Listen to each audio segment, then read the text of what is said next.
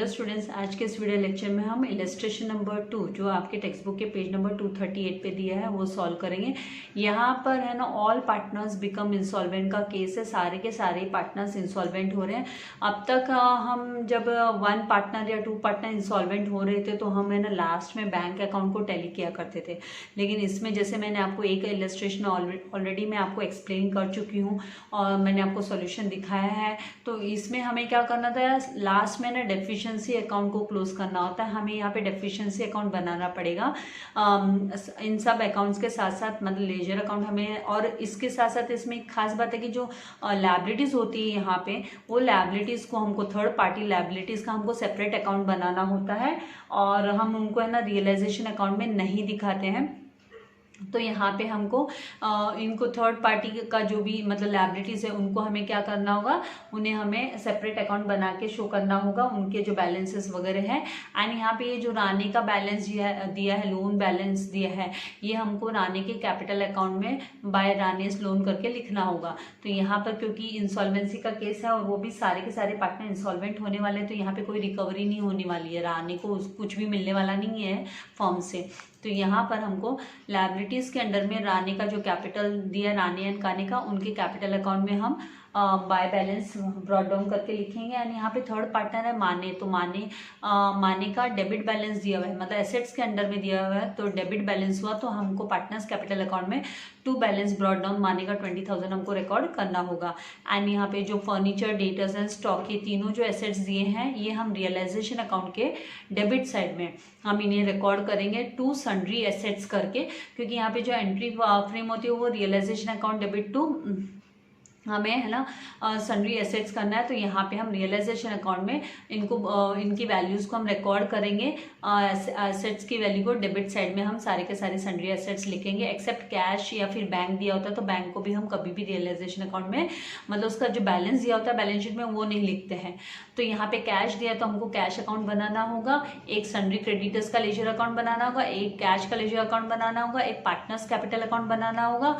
And उसके साथ साथ हमें है ना डेफिशिएंसी अकाउंट भी बनाना होगा, लेजर अकाउंट। तो यहाँ पे due to the inability to pay all creditors, सारे के सारे क्रेडिटर्स को मतलब due to inability to pay the creditors को पेमेंट ना कर पाने की वजह से the firm is dissolve, firm dissolve हो गई।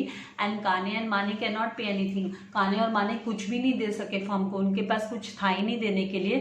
खाली राने ने कॉन्ट्रीब्यूट किया 3,000 रुपीज का उसने दिया, उसके प्राइवेट एस्टेट से, मतलब अपनी पर्सनल प्रॉपर्टी से उसने 3,000 रुपीज़ मतलब दिया। तो यहाँ पे जो जर्नल एंट्री होगी वो होगी, यहाँ पे बैंक में पैसा आ रहा है, राइट। एंड कौन ये पैसा दे रहा है तो इसकी एंट्री हमको दिखानी होगी। तो यहाँ पे bank account debit to Rane's capital account, तो राने के कैपिटल के अंडर में हम बाय बैंक करके 3,000 रिकॉर्ड करेंगे। एंड बैंक अकाउंट में हम to Rane's capital debit side में, जैसे कि मैं आपको हमेशा बोलती हूँ कि बैंक अकाउंट रियल अकाउंट होता है एंड रियल अकाउंट होने की वजह से उसका डेबिट जिस साइड जो होता है, डेबिट व्हाट कम्स इन, तो बैंक में जो भी आता है मतलब जो भी रिसीव होता है, यहाँ पे बैंक नहीं, यहाँ पे हम सॉरी कैश अकाउंट बनाने वाले हैं ना, क्योंकि यहाँ पे हमको बैंक नहीं दिया, कैश दिया, तो हमको है ना cash account debit to Rane's capital करना है, cash account debit to Rane's capital. तो राने के कैपिटल अकाउंट में हम बाय कैश लिखेंगे एंड बाय कैश लिखने वाले हैं। जो कैश अकाउंट के अंडर में हम रानेस कैपिटल अकाउंट करके रिकॉर्ड करेंगे 3,000 रुपीज़ को। और जो कैश अकाउंट होता है वो भी रियल अकाउंट ही होता है, तो उसका भी रूल वही एप्लीकेबल होता है रियल अकाउंट के, डेबिट व्हाट कम्स इन। तो कैश जब आ रहा है तो आपको डेबिट साइड में रिकॉर्ड करना है, इसीलिए हम टू रानेस कैपिटल करके डेबिट साइड में लेजर अकाउंट में लिखेंगे। देन स्टॉक रियलाइज्ड हुआ, मतलब बेच दिया हमने स्टॉक, डेटर्स बेच के पैसा आया 32,000 रुपीज़ आया, फर्नीचर को सेल करने के बाद 2,000 आया। तो ये सारा का सारा इसकी जो जर्नल एंट्री बनेगी वो cash account debit to realisation account बनेगी। तो रियलाइजेशन अकाउंट में हम बाय कैश अकाउंट करके एंड उसके हेडिंग देके फिर उसके अंडर में सारे जो स्टॉक डेटर्स एंड फर्नीचर का अमाउंट दिया है वो टोटल लिखने के बाद में हमको क्या करना होगा, उसे यहाँ पे अपने कैश अकाउंट के अंडर में भी हमको टू रियलाइजेशन अकाउंट करके इसके इन अमाउंट्स को रिकॉर्ड करना होगा। इसके साथ साथ यहाँ पे रियलाइजेशन एक्सपेंसेस अमाउंटेड टू 6000 दिया है, मतलब ये रियलाइजेशन एक्सपेंसेस अमाउंटेड मतलब खर्चा हुआ, तो ये आपको पेमेंट होने वाला है, मतलब यहाँ कैश बैलेंस से कम होने वाला है, राइट। तो यहाँ पे है ना हमको realisation account debit to cash account लिखना होगा। तो हम रियलाइजेशन अकाउंट के डेबिट साइड में टू कैश अकाउंट करके रिकॉर्ड करेंगे, इस तरीके से टू कैश अकाउंट करके रिकॉर्ड करेंगे। एंड है ना बैंक कैश अकाउंट के अंडर में हम बाय रियलाइजेशन अकाउंट करके ब्रैकेट में रियलाइजेशन एक्सपेंसेस हम लिखेंगे। तो 6000 मतलब पेमेंट, जो कैश अकाउंट का क्रेडिट साइड होता है वो पेमेंट साइड होता है, तो हमको उसको पेमेंट करके दिखाना होगा। तो इस तरीके से करने के बाद में हमको सबसे पहले हम क्या क्लोज करेंगे, सबसे पहले हम रियलाइजेशन अकाउंट को क्लोज करेंगे एंड उसके बाद में हमको पार्टनर्स कैपिटल अकाउंट में जाके पार्टनर्स कैपिटल को क्लोज करना है। वहां पे जो भी डेफिशिएंसी आती है वो हमको डेफिशिएंसी अकाउंट में दिखाना है। यूजुअली हम है ना उसको बैंक नहीं तो कैश में एडजस्ट करते थे, राइट। तो यहाँ पे जो भी डेफिशिएंसी आएगी वो हम डेफिशिएंसी अकाउंट में दिखाएंगे। उसके बाद हम कैश अकाउंट में जो भी बैलेंस बचा होगा वो क्रेडिटर को दे देंगे और उसके बाद क्रेडिटर के पास जाएंगे। क्रेडिटर वाले अकाउंट में जितना भी बैलेंसिंग रहेगा, मतलब जो है ना उसको नहीं रिसीव हो पाया है, तो उसको डेफिशिएंसी करके हम रिकॉर्ड करेंगे और फिर लास्ट में हम डेफिशिएंसी अकाउंट में उस अमाउंट को, उनके जो डिफरेंसेस आ रहे हैं ना, to deficiency and by deficiency ये सब लिख रहे हैं, ये हम लास्ट में डेफिशिएंसी अकाउंट में लिखेंगे। तो फिर हमारी डेफिशिएंसी अकाउंट है ना टैली हो जाएगी। जैसे बैलेंस शीट कैसे टैली होती है, जैसे हमने अभी तक बैंक अकाउंट को टैली करना सीखा, कैश अकाउंट को टैली करना सीखा, वैसे ही यहाँ पे है ना जब ऑल पार्टनर्स इंसॉल्वेंट हो जाते हैं, जब सारे के सारे पार्टनर इंसॉल्वेंट डिक्लेयर हो जाते हैं, तो उस केस में हमको कैश अकाउंट, अगर एसेट्स के अंडर कैश दिया तो कैश अकाउंट और अगर बैंक दिया तो बैंक अकाउंट, वो टैली ना हो के हमें डेफिशिएंसी अकाउंट टैली करना होता है, राइट। तो आपको हमें इस तरीके से ये सम सॉल्व करना होगा और मैंने फॉर्मेट रेडी रखा है, इजी है। लेकिन इस चैप्टर में मेनली क्या है कि आपको 4 अलग अलग टाइप के मेथड आ गए, तो आपको थोड़ा मेथड्स को है ना थोड़ा सा सीखने में उसके लिए आपको ज्यादा एफर्ट्स डालने पड़ेंगे। एक एक सम को हमें कभी कभी 3 से 4 बार करना पड़ता है, एक बार में समझ में नहीं आता है, तो आपको इसका बहुत ध्यान देना होगा। तो इस तरीके से आपको इसको ध्यान से कर लेना है। और मैंने फॉर्मेट रेडी रखा, तो मैं आपको बताती हूँ कि किस तरीके से हम 1 बाय 1 कैसे हमको एंटर करने हैं अमाउंट्स और किस तरीके। सबसे पहले जो लायबिलिटीज में हमें कैपिटल दिया है, तो हम कैपिटल बैलेंसेस को रिकॉर्ड कर लेंगे। तो यहाँ पे लिखेंगे क्रेडिट साइड में हमको रिकॉर्ड करना है बाय बैलेंस ब्रॉट डाउन, और यहाँ पे बैलेंस किसका दिया हुआ है, राणे एंड काने का ही दिया हुआ है क्रेडिट साइड मतलब लायबिलिटीज के अंडर में। तो यहाँ पे राणे का हम 10,000 इस तरीके से रिकॉर्ड कर लेंगे एंड जो अमाउंट दिया है काने का वो 6000 रिकॉर्ड कर लेंगे। एंड उसके बाद में यहाँ पर जो माने हैं उसका बैलेंस क्रेडिट बैलेंस नहीं है, उसका हमको डेबिट साइड में एसेट्स के अंडर में 20,000 दिया है, तो हमको debit side partners capital account के डेबिट साइड में 2 बैलेंस ब्रॉट डाउन करके रिकॉर्ड करना है उसके कॉलम के अंडर में। तो यहाँ पर हम माने के कॉलम के अंडर में 20,000 रिकॉर्ड करेंगे। देन जो नेक्स्ट हमको सन्ड्री क्रेडिटर्स दिया है, तो सन्ड्री क्रेडिटर्स को हम क्रेडिटर्स अकाउंट हमको सेपरेट बनाना होता है। क्यों? क्योंकि यहाँ पे केस है ऑल पार्टनर्स इंसॉल्वेंट। जब भी ऑल पार्टनर्स इंसॉल्वेंट होता है तो थर्ड पार्टी लायबिलिटीज़ जो भी होती है सारी के सारी लायबिलिटीज़ के सेपरेट अकाउंट बनाए जाते हैं। तो यहाँ पे क्रेडिटर्स का अकाउंट सेपरेट बनाए एंड क्रेडिट साइड में हम बाय बैलेंस ब्रॉट डाउन करके इसका जो क्रेडिटर्स का बैलेंस है वो रिकॉर्ड करेंगे। 80,000 हमें दिया है, तो 80,000। इसके बाद में जो रानीस लोन दिया है तो वो भी हम पार्टनर्स कैपिटल अकाउंट के क्रेडिट साइड में बाय रानीस लोन करके रिकॉर्ड कर लेंगे। क्योंकि अब इंसॉल्वेंसी का केस है तो इसको कुछ मिलने वाला तो है नहीं। यहाँ पे 20,000 हम रिकॉर्ड कर लेंगे इसके कॉलम के अंडर में। फिर जो नेक्स्ट हमको दिया है एसेट्स, तो एसेट्स को हम रियलाइजेशन अकाउंट के डेबिट साइड में 2 सन्ड्री एसेट्स करके रिकॉर्ड करेंगे।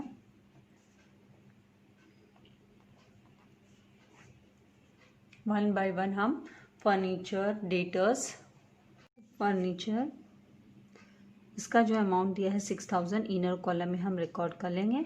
एंड देन नेक्स्ट दिया है डेटर्स, तो डेटर्स अमाउंट दिया है हमें 40,000। एंड नेक्स्ट जो हमें दिया है वो है स्टॉक्स, तो हम स्टॉक्स को रिकॉर्ड करेंगे 48,000 जो दिया है। और इन सब का टोटल हमको कैश नहीं रिकॉर्ड करना है, कैश को सेपरेट अकाउंट में, इन सब का जो टोटल आएगा वो यहाँ पर हमको 6 + 8 14 होता है, कैरी ओवर 1, तो 1 + 4 5 एंड 9, तो 94,000 हमको रिकॉर्ड कर लेना है। इसके बाद में जो नेक्स्ट है वो है कैश बैलेंस। तो कैश को हमें क्या करना है, कैश अकाउंट हमने बनाया तो कैश अकाउंट के डेबिट साइड में टू बैलेंस ब्रॉट डाउन करके, कभी भी कैश या बैंक अकाउंट होता है ना तो उसको हमें ना उसका सेपरेट अकाउंट बना के ही दिखाना है अमाउंट को।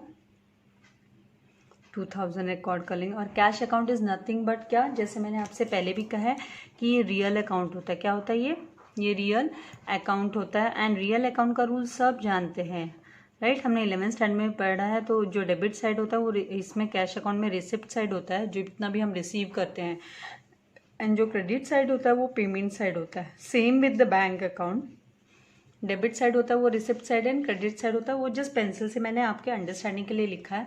एंड रियलाइजेशन अकाउंट होता है वो होता है nominal account. And nominal account का रूल सब जानते हैं, debit all expenses and losses and credit all incomes and gains. तो अब यहाँ पे हम क्या करेंगे, जो नेक्स्ट हमको दिया है कैपिटल मनी का वो हम रिकॉर्ड कर चुके। अब हमें यहाँ पे लायबिलिटीज का तो बाद में पेमेंट होगा, पहले उससे पहले हमको स्टॉक रियलाइज किया हुआ दिखाना है। और रानी ने जो लेके आया बैलेंस, तो रानी ने कितना लेके आया तो वो हमको cash account debit to Rani's capital करके रिकॉर्ड करना है। तो टू कैश अकाउंट रानी ने यहाँ पे 3000 लाया है, तो रानी के कॉलम में हम 3000 रिकॉर्ड करेंगे। एंड फिर उसके बाद में हम उसको कैश अकाउंट में टू रानीज कैपिटल अकाउंट करके रिकॉर्ड कर लेंगे 3000। इसके बाद में नेक्स्ट हमको स्टॉक्स रियलाइज्ड हुए हैं, मतलब स्टॉक एंड एसेट्स रियलाइज्ड हुए, तो बाय कैश अकाउंट करके हेडिंग देंगे। हम क्रेडिट साइड में हेडिंग देंगे रियलाइजेशन अकाउंट के क्रेडिट साइड में। क्रेडिट साइड मतलब इनकम साइड होता है ना, तो अभी इनकम हो रही है तो यहाँ पे हमको स्टॉक का बैलेंस रियलाइज्ड बैलेंस है वो 30,000 दिया है। डेटर्स कितने में रियलाइज हुआ है वो अमाउंट लिख लेना है। तो डेटर्स का रियलाइज्ड वैल्यू 32,000 दिया है एंड फर्नीचर का रियलाइज्ड वैल्यू 2000 दिया है, मतलब फर्नीचर 2000 में सेल हुआ। उसके बाद में इसका आप टोटल करेंगे तो 0 0 0 एंड 2 + 2 4 होता है एंड 3 + 3 6, तो 64,000 हमको रिकॉर्ड कर लेना है। और ये अब आपको कहाँ रिकॉर्ड करना है, इमीडिएटली, क्योंकि यहाँ पे आपकी journal entry cash account to realisation, तो आपके कैश अकाउंट में डेबिट साइड में वैसे भी पैसा रिसीव हो रहा है, तो ये लॉजिकली भी आप सोचोगे तो यहाँ पे टू रियलाइजेशन अकाउंट आएगा। रिसीव हो रहा है, हमने रियलाइज कर दिया, मतलब हमने बेच दिए हैं, तो यहाँ पर हम 64,000 अमाउंट रिकॉर्ड कर लेंगे। फिर उसके बाद में नेक्स्ट रियलाइजेशन एक्सपेंसेस दिया है, तो उसके लिए जो एंट्री होती है वो realisation account debit to cash account, तो यहाँ पे हम टू कैश अकाउंट लिखेंगे रियलाइजेशन अकाउंट में। और आउटर कॉलम में जो एक्सपेंसेस है वो 6000 एंड ब्रैकेट में आपके नॉलेज के लिए आप रियलाइजेशन एक्सपेंसेस इधर रिकॉर्ड कर लोगे, लिख लोगे, तो आपको समझ में आ जाएगा कि ये मिसने किसका अमाउंट लिखा है। तो ये रियलाइजेशन एक्सपेंसेस लगे हैं। और अब हम कैश अकाउंट में क्या लिखेंगे, यहाँ पे रियलाइजेशन टू कैश बनी है एंट्री टू कैश अकाउंट, तो कैश अकाउंट के क्रेडिट साइड में, पेमेंट साइड होता है ना, क्रेडिट साइड मतलब पेमेंट साइड, तो यहाँ पे हम बाय, यहाँ पे हम लिखेंगे by realisation account and outer column में हम इसका जो अमाउंट है 6000 वो रिकॉर्ड कर लेंगे पेमेंट का। इसके बाद सबसे पहले हमें क्या करना है, सारे हमने ट्रांजैक्शंस जो भी थे, जो टर्म्स थे वो सब हमने रिकॉर्ड कर लिए। इसके बाद सबसे पहले हमको कौन सा अकाउंट क्लोज करना होगा, तो सबसे पहले हमें रियलाइजेशन अकाउंट, ये मैं आपके नॉलेज के लिए लिख रही हूँ, इसको क्लोज करें। फर्स्ट रियलाइजेशन अकाउंट को क्लोज करें। आप देखोगे कि रियलाइजेशन अकाउंट का जो डेबिट साइड है वो 94,000 + 6,000 किया तो 1 लाख आता है एंड यहाँ पे 64,000 है, मतलब आपका कौन सा बैलेंस आ रहा है यहाँ पे जो है वो आपके 1 लाख और यहाँ पे 6,000, राइट, 64,000 सॉरी 64,000 आ रहा है, राइट। तो मतलब आपका कौन सा बैलेंस हो रहा है, ये आपका डेबिट बैलेंस हो रहा है। तो यहाँ पे आपको इसका जो अमाउंट आप लिखोगे वो 1 लाख, और डेबिट बैलेंस होना मतलब लॉस होना है, ये क्या होता है आपको लॉस होता है डेबिट बैलेंस होना मतलब। तो यहाँ पे भी हम 1 लाख लिखेंगे आपके टेक्स्ट बुक में एक एरर है, 1,04,000 लिखा हुआ है, वो अननेसेसरी का वहाँ पे रॉन्ग अमाउंट है। यहाँ पे आप डिफरेंस निकालोगे तो 36,000 का डिफरेंस आएगा, क्योंकि 1 लाख माइनस 64 करोगे तो 36,000 आएगा आपका। तो ये आपका क्या होगा, बाय पार्टनर्स कैपिटल अकाउंट करके, ये बाय पार्टनर्स कैपिटल के सामने आप अमाउंट में यहाँ देखोगे तो 1,04,000 लिखा हुआ, वो गलत है, उसको कैंसिल कर लेना है। अगर कोई टेक्स्ट बुक खुलता है तो सोचेगा कि ये 1,04,000 क्या है, तो वो तो गलत अमाउंट है वहाँ पे, तो आपको करेक्शन कर लेना है। मैं आपको दिखा देती हूँ कहाँ है वो, टेक्स्ट बुक में ही आपको बता देती हूँ। इस अमाउंट को आपको कैंसिल कर लेना है फिर। तो ये जो आपका सॉल्यूशन की यहाँ पे ये जो अमाउंट दिया है ना, ये गलत है, इसको आपको कैंसिल कर लेना है, ये यहाँ पे नहीं आएगा, ठीक है। आपका 1 लाख माइनस आप 64 जो डिफरेंस निकालोगे तो 36,000 आएगा, ठीक है, ऐसे लेना है आपको। अब यहाँ पे प्रॉफिट शेयरिंग रेशियो तो दिया हुआ नहीं था, तो ये जो लॉस है ना पार्टनर्स को जो ट्रांसफ़र करने वाले हम TRFD, वो उनको इक्वली हमें ट्रांसफ़र करना पड़ेगा। तो राने, काने एंड माने, ये नेम्स तो है ना फनी नेम्स जैसे दे देते हैं, काने काने। तो यहाँ पे ये जो 36,000 है इसको हम इक्वली डिस्ट्रीब्यूट कर देंगे। तो working note loss is equals to 36,000 divide by आप 3 करोगे, लॉस फॉर ईच लिख लो चाहिए तो इसमें कोई हार्ड एंड फास्ट नहीं है आपके वर्किंग नोट में लिखने के लिए। डिवाइड बाय आप 3 करोगे तो 3 1 ज़ा 3, यहाँ पे 3 1 ज़ा 3, 3 2 ज़ा 6, तो 12,000। तो मतलब हर एक के हिस्से में 12,000 आपको लॉस रिकॉर्ड करना है हर एक बंदे का, मतलब राने का, काने का एंड माने का। तो यहाँ पे 12,000 एंड यहाँ पे भी 12,000 आ जाएगा। कुछ भी नहीं बोला रहता, जब क्वेश्चन साइलेंट होता है तो आपको इक्वली डिस्ट्रीब्यूट करना होता है। इक्वली का मतलब क्या होता है, इक्वली का मतलब होता है 1:1:1 का रेशियो, इसीलिए 1 + 1 + 1 किया तो कितना हो गया, 3 हो गया, तो डिवाइड बाय 3 किया है हमने। अब ये 12,000 आपको बाय पार्टनर्स, तो यहाँ पे जर्नल एंट्री बनती है आपके partners capital account to realisation, ठीक है। तो आपको क्या करना है, लॉस कभी भी रिकॉर्ड करते हैं हम डेबिट साइड में ही, तो जर्नल एंट्री के हिसाब से भी हम बराबर जा रहे हैं। टू रियलाइजेशन अकाउंट हम लिखेंगे पार्टनर्स कैपिटल के डेबिट साइड में, तो यहाँ पे टू रियलाइजेशन अकाउंट 12,000 एंड 12,000, और ब्रैकेट में आप लिख लोगे लॉस। तो आपको पता होगा कि ये लॉस मिला है हमको, रियलाइजेशन अकाउंट से लॉस मिला है, ये रियलाइजेशन अकाउंट को क्लोज किया। तो अब आपको जो सेकंड स्टेप करना है, आपको पार्टनर्स कैपिटल को क्लोज करना है। पेंसिल से मैं जो पेंसिल लिख रही हूँ कि सेकंड जो स्टेप है आपको पार्टनर्स कैपिटल क्लोज करना है। तो फिर हम क्या करेंगे, पार्टनर्स कैपिटल को क्लोज करेंगे। कौन सा किसके साइड ज़्यादा आ रहा है, तो यहाँ पे देखोगे तो 20,000 + 12,000 तो 32,000 डेबिट बैलेंस ही कम्प्लीटली 100% डेबिट बैलेंस आ रहा है यहाँ पे आप।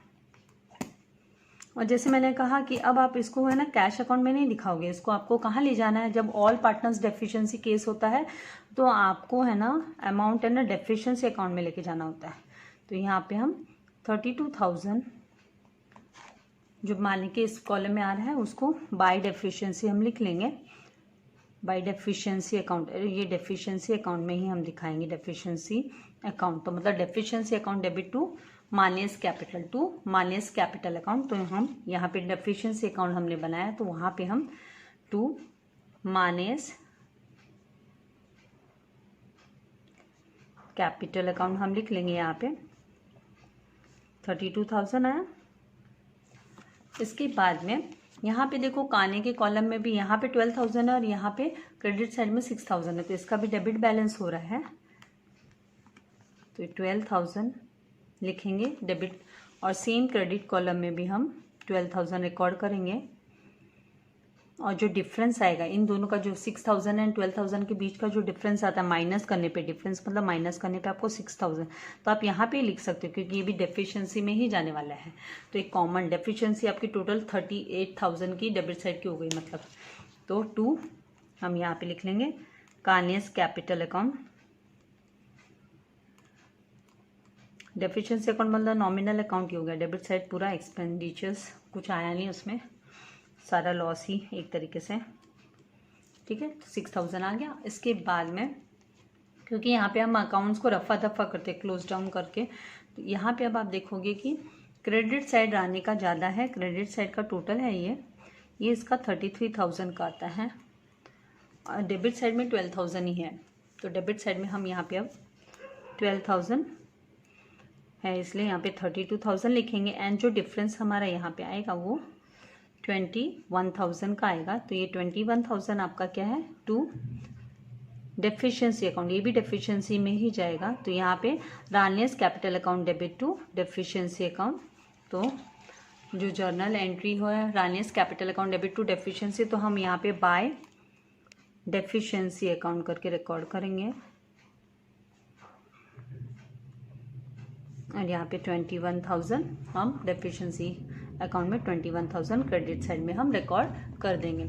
इसके बाद अब क्या करना है, ये अकाउंट क्लोज हो गया पार्टनर्स कैपिटल। अब हम क्या करेंगे, कैश अकाउंट को क्लोज करने के लिए हमें क्या करना है, जो कि थर्ड आपका कैश अकाउंट को, तो इसमें जो भी बैलेंस बचा होगा ना, वो जितने भी है ना आउटसाइडर लायबिलिटीज होती है उनको या तो उनके रेशियो में, लायबिलिटी रेशियो में दे दिया जाता है, या फिर अगर कोई सिक्योर्ड अगर कोई होता है लायबिलिटी तो पहले सिक्योर्ड को पूरा क्लियर करते हैं। जैसे हमने प्रीवियस सम में ना बिल्स पेबल को क्लियर किया था पूरा 100%। देखिए यहाँ पे हमने जो प्रीवियस सम है यहाँ पे, तो प्रीवियस सम में जब हम यहाँ पे अमाउंट क्लियर कर रहे थे प्रीवियस सम में बैंक अकाउंट से, इससे प्रीवियस सम है सॉरी, तो यहाँ पे हमने वो सिक्योर्ड लोन था करके हमने उसको क्लियर किया था। जो लोन था, हाँ बैंक लोन, ये देखिए यहाँ पे बैंक लोन जो था, तो ये बैंक लोन हमने सिक्योर्ड बैंक लोन है, सिक्योर्ड था तो हमने इसको 1 लाख पूरा का पूरा पहले क्लियर किया। फिर बच्चा कुचा है ना वो क्रेडिटर्स को गया था। तो जब सिक्योर्ड होता है कोई भी आउटसाइडर लायबिलिटी तो पहले सिक्योर्ड को पूरा क्लियर किया जाता है, पर यहाँ पे ऐसा कुछ नहीं है। यहाँ पे तो एक सिंगल ही क्रेडिटर्स है, तो हम क्रेडिटर्स है तो हम क्या कर रहे हैं, पूरा का पूरा पहले तो टोटल कर लेंगे हम, 69,000 हुआ टोटल, राइट। तो हमको क्रेडिट साइड में भी 69,000 लिखना है। एंड जो बैलेंस है 63,000 का बैलेंसिंग फिगर आ रहा है, तो ये 63,000 है ना, ये अब है ना क्रेडिटर्स को चला जाएगा, क्योंकि यहाँ पे खाली क्रेडिटर्स ही है ना, वो ही है ना लेनदार वही है, वही लेने वाला है। तो यहाँ पे बाय क्रेडिटर्स अकाउंट लिखेंगे हम, ये पूरा का पूरा 63,000 क्रेडिटर्स के पास चला जाएगा। अब कोई पार्टनर्स को तो कुछ भी नहीं मिलने वाला है, तो 63,000 क्रेडिटर्स का, तो टू हम यहाँ पे टू बैंक अकाउंट करके लिखेंगे क्रेडिटर्स अकाउंट में, टू बैंक अकाउंट, और यहाँ पे 63,000।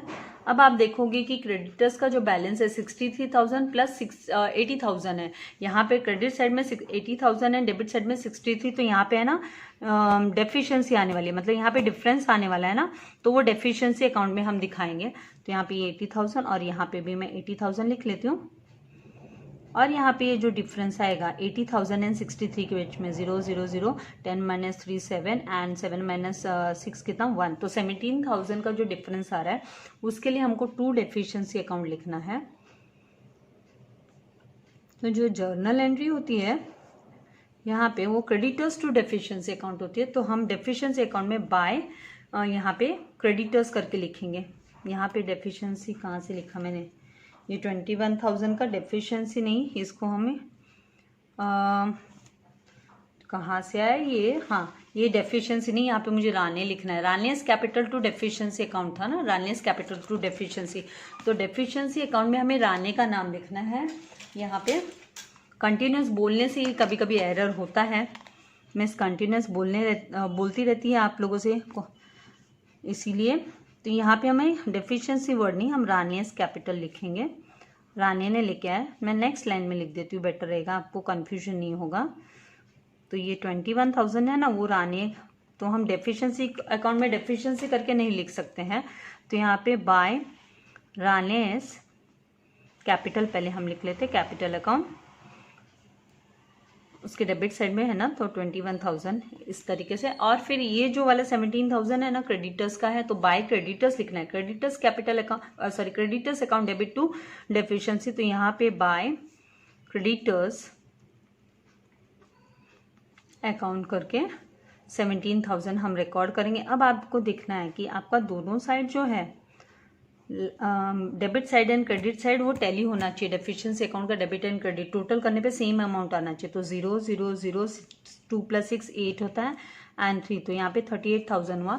और यहाँ पे 21,000 प्लस 17,000 बोले तो ये भी आपका 38,000 हुआ, तो मतलब इसका मतलब आपका सम करेक्टली हो गया है, क्योंकि आपका हिसाब किताब ये जो है ये फॉर्म का जो राने काने एंड माने का रफा दफा हो गया। तो इस तरीके से आपको ये जो ऑल पार्टनर्स जब आपके इंसॉल्वेंट होते हैं, मतलब आपके सम में अगर ऑल पार्टनर्स इंसॉल्वेंट का केस आता है तो आपको इस तरीके से डेफिशिएंसी अकाउंट बना के आपको लास्ट में क्लोज डाउन करना पड़ता है अकाउंट को।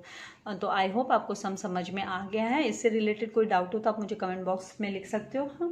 अब हमारा एक और इलस्ट्रेशन सम बचा, उसके बाद में हमको प्रैक्टिकल सम्स ही कवर अप करने इस चैप्टर के। अगर अभी तक आपने मेरे चैनल को सब्सक्राइब नहीं किया तो प्लीज़ चैनल को सब्सक्राइब कीजिए, क्योंकि मैं देख सकती हूँ कि बहुत सारे लोग हैं ना विदाउट सब्सक्राइब किए हुए देख रहे हैं। आपको इसके लिए कोई चार्जेस नहीं देने हैं, ये फ्री है। आप सब्सक्राइब कीजिए और बेल आइकॉन बटन पे प्रेस कीजिए ताकि आपको लेटेस्ट वीडियो के नोटिफिकेशंस मिलते रहे। वीडियो को लाइक करना मत भूलिएगा और शेयर भी ज़रूर कीजिएगा अपने फ्रेंड्स के साथ link. Thank you very much. God bless you all dear students.